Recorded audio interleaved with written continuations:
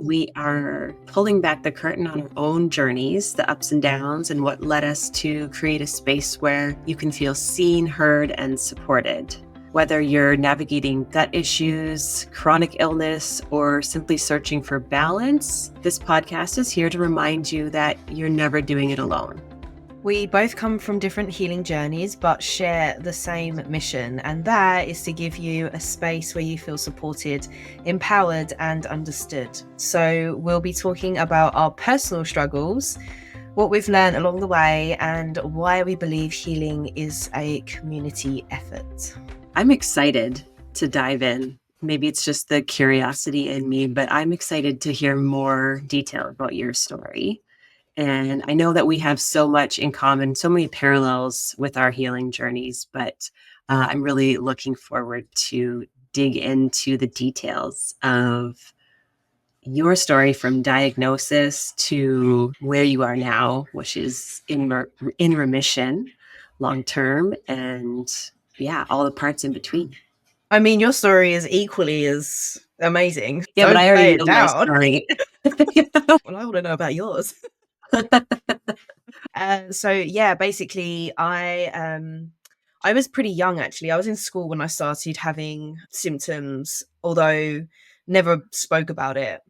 I was about 16 when I started having real gut problems, and I was super embarrassed. I was at school. I was like, I'm never going to speak about this to anyone. I started to get super sick where I was bedbound when I turned 17, 18. I actually was first diagnosed with celiac disease. I was diagnosed with celiac before I was diagnosed with Crohn's.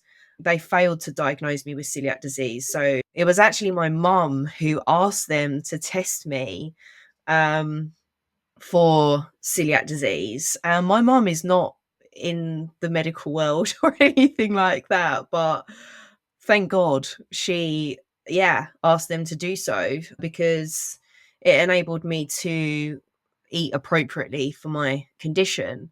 And back then there was no gluten-free stuff. Like, gluten-free just didn't exist. So it was hard to come to terms with that at such a young age. So my symptoms got a little bit better, but didn't heal completely. I just kind of had waves of ups and downs.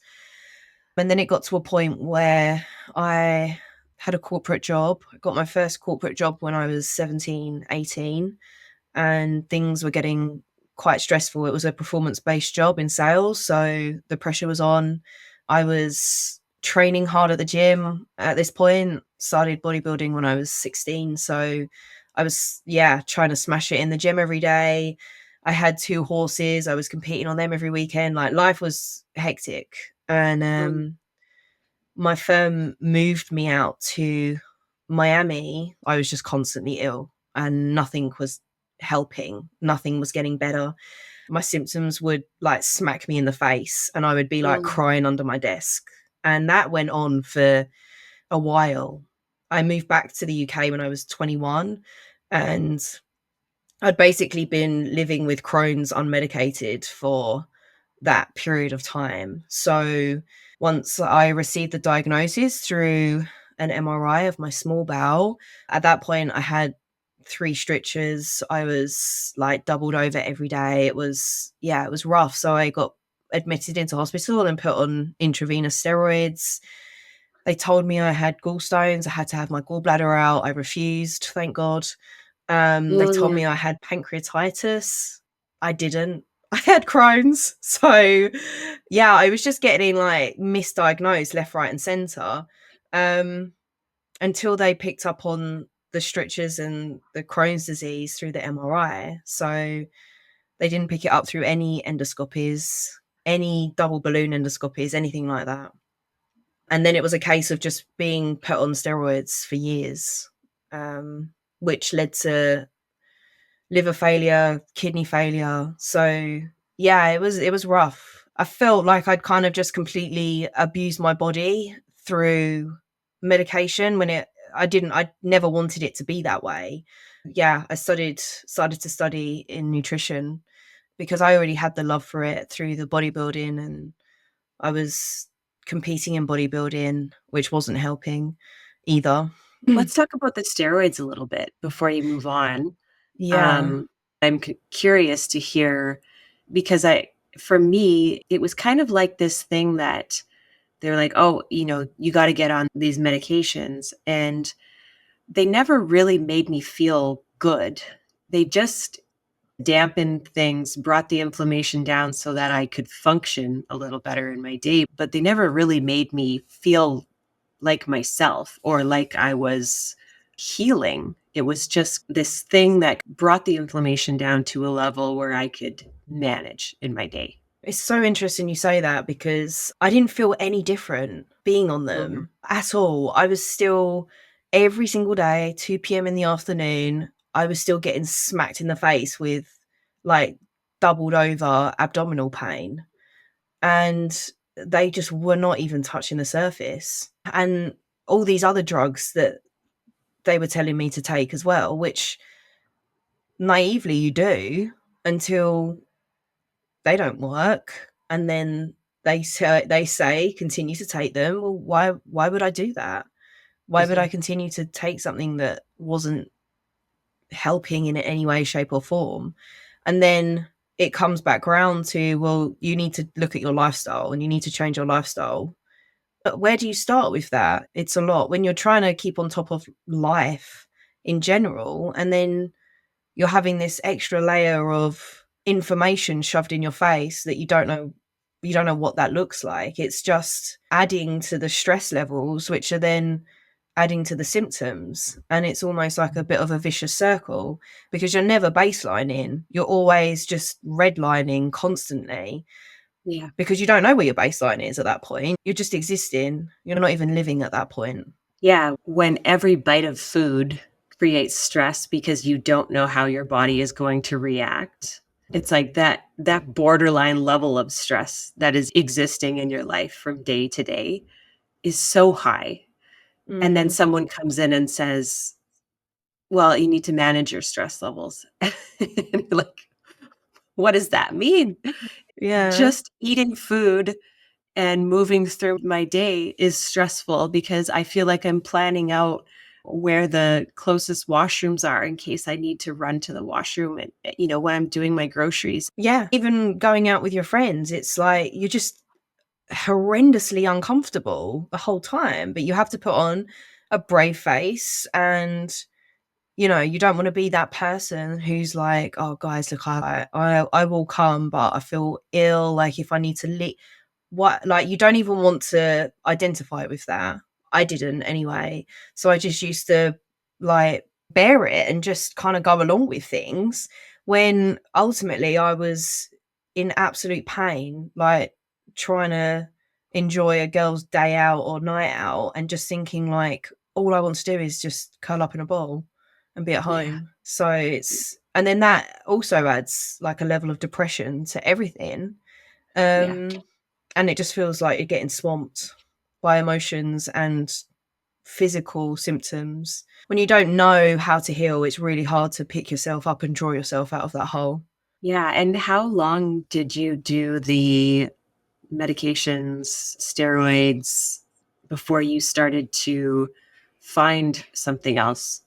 It was about 11 years. I was on steroids for a long time. And then I was on biologics for 6 years. But I would still flare up on biologics and then they'd put me on steroids again. So it Mhm. was almost like it got to a point where my GI said, you've run out of options. You have to have a bag fitted. And I Yeah. remember walking out of that consultation and just absolutely bawling my eyes out because I know a lot of people that have stoma bags, it gives them a new lease of life. But I never wanted to let it get that far.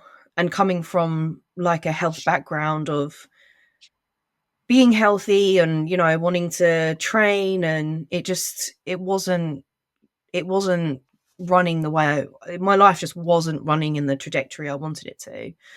Mhm. So that in itself was really hard to come to terms with and accept. Like accepting the diagnosis was one thing, and then accepting this decrease, this just constant decline in health, um, and also experiencing all the side effects as well, what comes with the the medication was hard. Right. Yeah, because they are not without their side effects for sure. And it's almost like that was where I got to the point where the side effects started to outweigh the improvement. Because, like I said, I never really felt better. It felt like they were just kind of taking the inflammation down a little bit. And I would try to wean off of them. And then as soon as I would decrease the dose, the inflammation would come back again. And then I remember after about 2 years of doing that, getting to that point where all of the side effects that were happening started to become worse. And I was questioning, like, why am I even taking these? Yeah, Like, I yeah, feel like I'm going backwards. yeah. Why am I signing this waiver before I start this new medication? Like, what am I actually doing with my life? And it's not until you zoom out and just take a whole new perspective on everything. It's like the most horrifically uncomfortable situation to go through, because you literally have to change your life, the way that you've lived it for however many years, and almost relearn how to live in a way, because you can't heal in the same environment that made you sick. So Mhm. you need to do something different, and changing your environment is the first step to any behavior change. Yeah.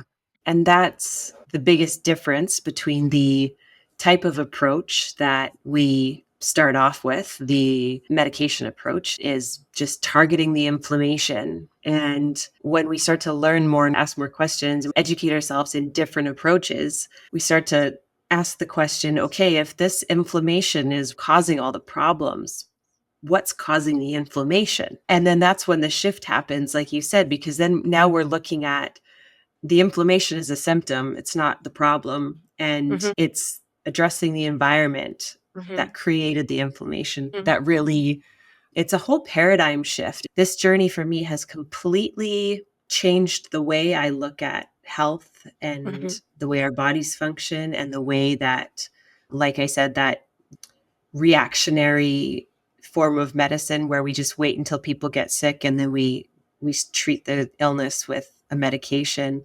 It's turning that completely on its head and realizing that we have it Yeah, backwards. The only yeah. way to truly make a difference is by continuing to ask why and back up and ask why the symptoms are happening in the first place. And almost like reverse engineering it. But instead of having to go through that whole process, actually living for disease prevention is just so much better, because then you don't have to go through any of this at Yeah. any point. And I think it's a real sticking point when it comes to like people investing in their actual well-being, because I mean, we don't even want to go to the dentist, right? And it's like people only see value in their health when it gets bad and there's a problem. But it's like, what are you doing in your day to day that's actually preventing disease and that's actually keeping you healthy? And they're not huge things, but all the little things add up into the big picture, and that big picture is essentially how long you're going to live for. So Um, I think it's just a massive underrated area that's not spoken about enough. Yeah, but I feel like the tables are starting to turn. I feel like there's a shift happening. I feel like people are rejecting that form of reactionary medicine. If we look at our situations 10, 15 years ago, this was kind of all we were given. This was our Yeah, only option. This was all we yeah, had. But now there's more information out there and people are starting to understand that they have a choice. And I think a lot of people are starting to reject that and saying, like, yeah, no, I don't want something that is yeah, just going to artificially manage these symptoms. I want yeah, something that is going to address the root cause of this issue. And yeah, people are starting to push for more. yeah, And, in my situation, I'm so glad that I went and sought out a second opinion. And it was actually my mom that pushed me to go and consult with a naturopathic doctor. And she basically said, like, what do you have to lose? You spend a couple $100, and if it doesn't help, oh well, yeah, but you can't keep going the way you're going. You need to look for answers. And that decision ultimately changed my life. So it's great to see that these conversations are happening more and that people are starting to consider other options and look at different perspectives when it comes to health. Yeah. And I love that quote, you're only one decision away from changing your life forever. And it's so true. Mhm. And Yeah. the more people that speak about this and create the awareness around it, I think hopefully there'll be a massive movement and a shift in healthcare in general, because our bodies are designed to heal themselves. Your body is designed to heal itself. I was afraid to say that because even though that was my experience, it was so far from the, regular script. It was such a departure from that I was afraid to say that out loud because I thought people would think I was a witch or something. You are. Like, you can't say that. If only. And so I love that the conversation that this is happening now, that we're able to say that with like personal conviction because of what we've gone through. Yeah, it's beautiful. And I suppose your journey was slightly different because you had quite a traumatic time before you were diagnosed, didn't you? Yeah, it's interesting because I joined the military when I was 19 years old, and I dove into this life of wanting to travel and see the world and push myself in a way that I hadn't before. So I was in training for several years all around the country and then started training to deploy overseas and did a tour in Afghanistan for 9 months. And I think that I'm a mentally strong person and I always have been. So I very much had this idea that as long as I was mentally tough, I could withstand anything. It was almost, and my time in the military even made me more mentally tough. It made me more resilient. I had several coming to God moments where I collapsed on a bathroom floor crying and then realized no one was going to come and save me. So I had to pick myself up off the floor and keep going. There's this funny balancing act when we talk about resilience. So, you talk about your training for bodybuilding and being in the gym and that form of stress, it does prime your body for being more resilient. But there's a fine line between building and destruction. And Yeah, I didn't realize that I was on the side of destruction. I was on the side absolutely. of pushing myself hard physically, mentally, emotionally, not fully understanding yet how to support my body with sleep and nutrition and just lifestyle choices in general. We would train hard all day and then go and drink beer in the evening and just acting as if I was bulletproof, as if nothing could touch me. But I also had an idea at the time that what I was doing was healthy. Like, I remember distinctly thinking when I received my diagnosis, well, this isn't right. Like, I don't deserve this. I've been doing everything right. I exercise, Yeah, like I eat vegetables occasionally. I don't understand. I don't deserve this. yeah, And I had no understanding of what chronic stress and trauma can do to a person's body. I had no understanding of how the nervous system works and how years of chronic stress and dysregulation in our nervous system adds up and affects all of our systems in our body. I had zero concept of any of this. Actually, wasn't until a few years later, a few years post diagnosis, after trying the medications and, like I said, just not getting the relief and continuing to suffer. And I remember I got to the point where I was avoiding eating entirely because I would rather just feel hungry yeah, during my day than feel those excruciating cramps and pains that came with digesting my food. And that was my strategy for probably the better part of a year.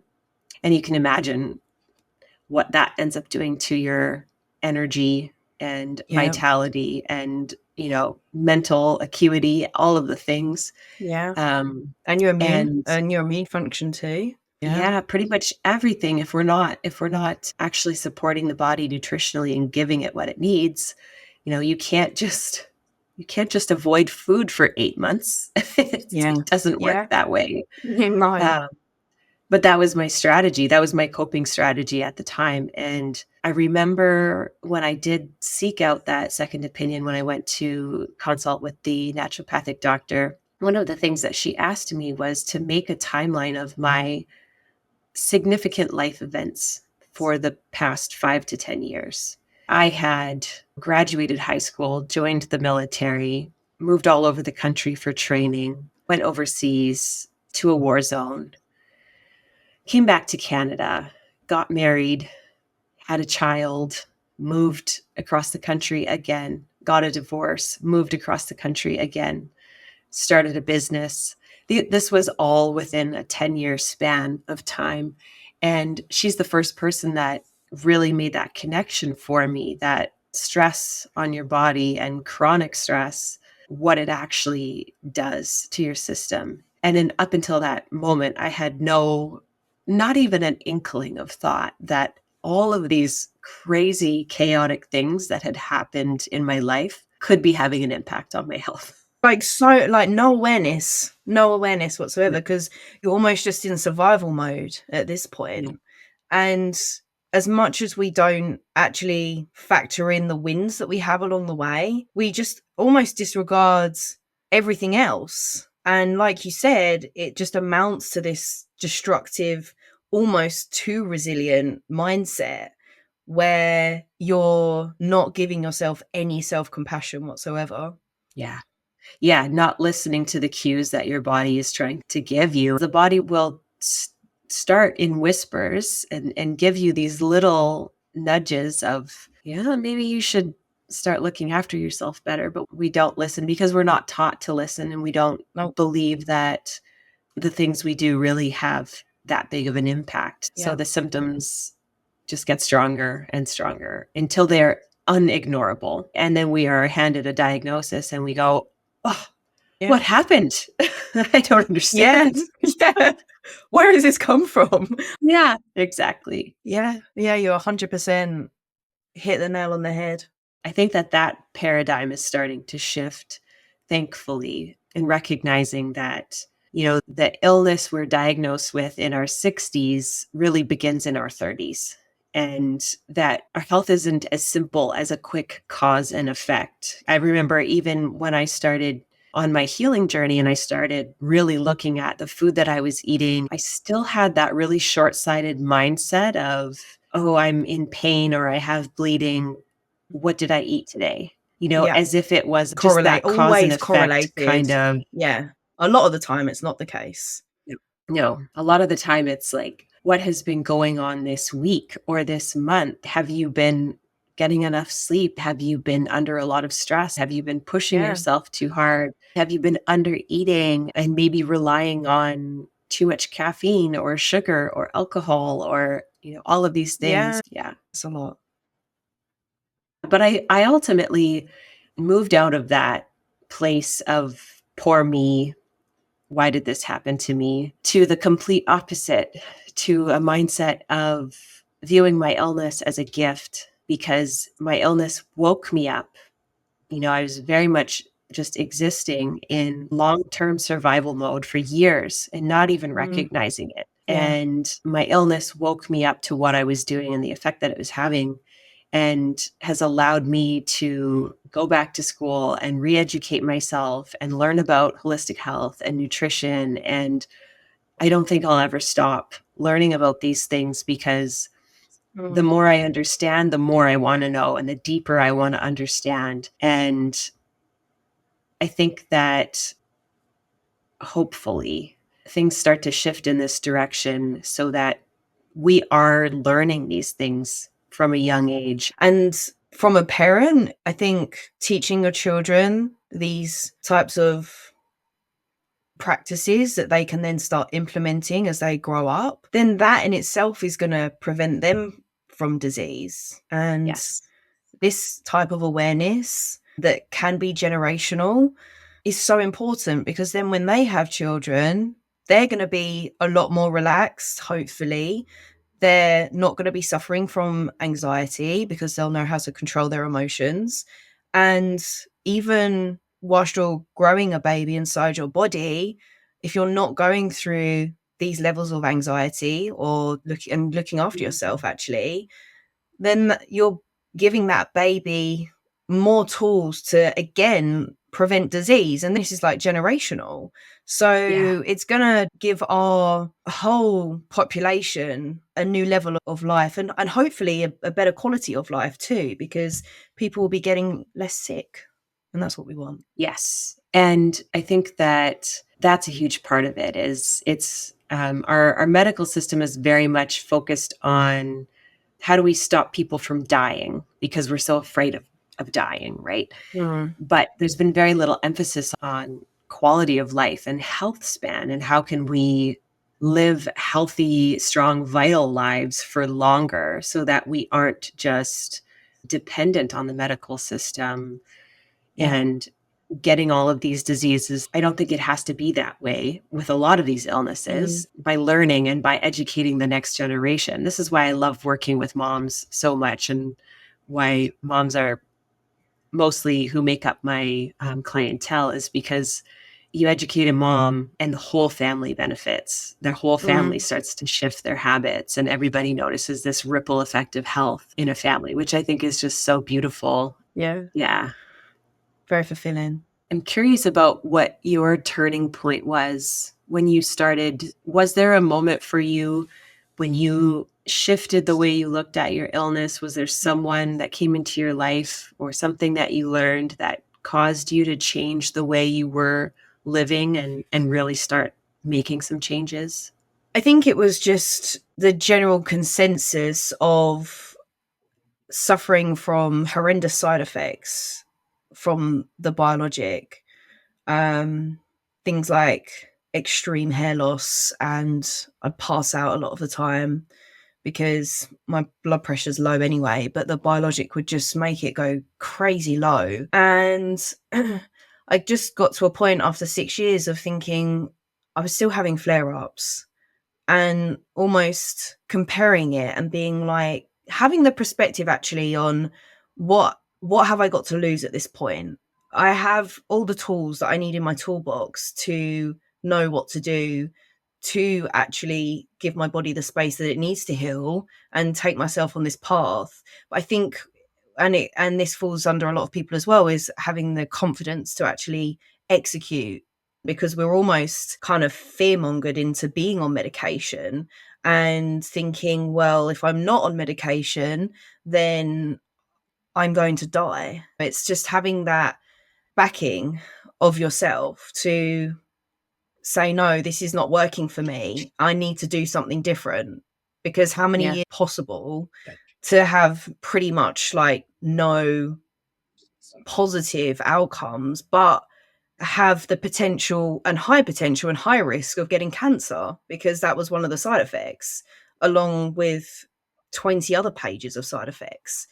Like I just didn't want to I didn't want to put myself through that anymore. You know, I was sitting in that hospital chair getting that infusion pumped into me every 6 to 8 weeks and just resenting it. Genuinely like hating myself for accepting this medication, and I'd watch it come down the tube and just think, no, I don't want that in my body. I just don't want that in my body. And it took a while to come to terms with how I was feeling, but thank God that I made the decision to come off of it and help myself the way that I wish I had done, you know, 10 years ago. But I didn't have the knowledge that I have now. So again, I'm not going to blame anyone. I'm not going to have victim mentality. That's so scary that because you are very much conditioned to believe this is your only option. And if you knowingly decide to stop taking this medication, you're essentially like you're making that decision for yourself. You are fully responsible for what happens.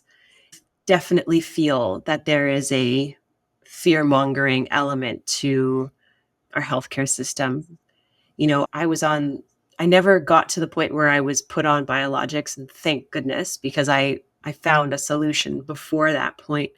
But I was on 3 different types of medications and told that I was had to be on them forever. And like you, I made the choice to try something different and took myself off all medications. And it was scary because there is that, even though there's that deep innate feeling that I think my body can heal if I support it properly, there's still that little fear voice in the back of your mind that's saying, like, what if this is the wrong decision? Because you're basically having to be accountable at that point.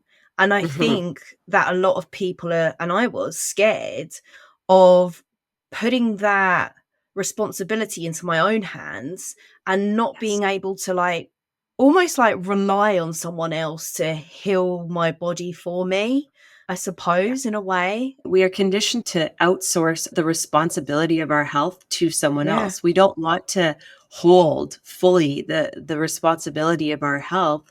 Yeah. We like to go consult with a doctor, and then whatever they say, they're on the hook. If they do something wrong, you can sue them. Do you know what But I when mean? Yeah.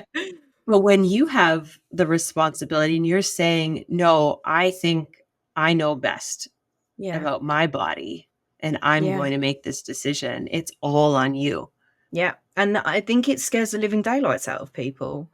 And upon reflection, it was probably one of the main things that held me back. That doesn't make you a bad person or a coward or anything like that. It's literally just the way that you've been brought up and Yeah. conditioned. So undoing that, it takes work. But yeah, it is possible. And we're both living proof of that.